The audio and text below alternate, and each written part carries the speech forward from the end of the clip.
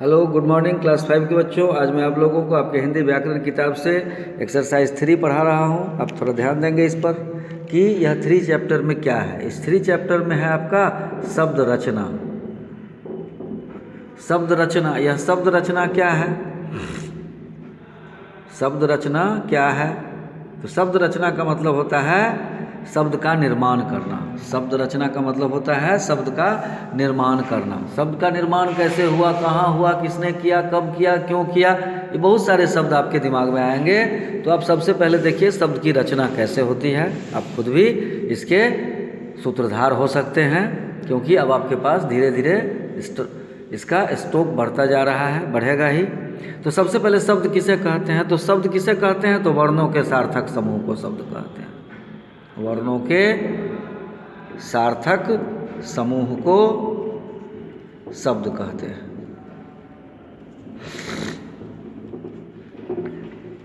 वर्णों के सार्थक समूह को शब्द कहते हैं। सार्थक समूह का मतलब जिसका अर्थ हो। सार्थक का मतलब जिसका अर्थ हो।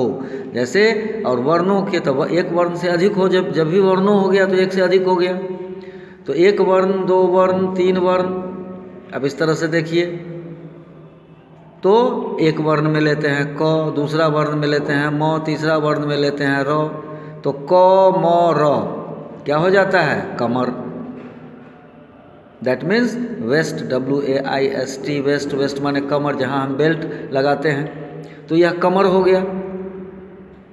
तो यह एक अर्थ प्रदान करता है। तो अभी परिभाषा में क्या है? वर्णों के सार्थक समूह को, तो यह सार्थक हो गया, यह समूह बन गया एक। जब यह समूह बन गया तो एक शब्द हो गया, तो इसको शब्द कहते हैं। अब इसकी बात है इसकी रचना। तो इसकी रचना, तो इसकी उत्पत्ति। तो सबसे पहले उत्पत्ति, या उत्पत्ति में, तो उत्पत्ति में इसके 4 भेद होते हैं। उत्पत्ति में कितने होते हैं? तो 4 भेद होते हैं। पहला भेद होता है तत्सम, दूसरा भेद होता है तद्भव, तीसरा भेद होता है देशज, और चौथा भेद होता है विदेशज। इसको देशज भी कहते और इसको विदेशज को विदेशी भी कहते हैं। इसमें विदेश में अज मतलब जन्म लेने वाला, अज का मतलब जन्म लेना, तो विदेश जोड़ अज, विदेशज। अब देखिए तत्सम। तत्सम का मतलब क्या होता है? जो संस्कृत का शब्द है,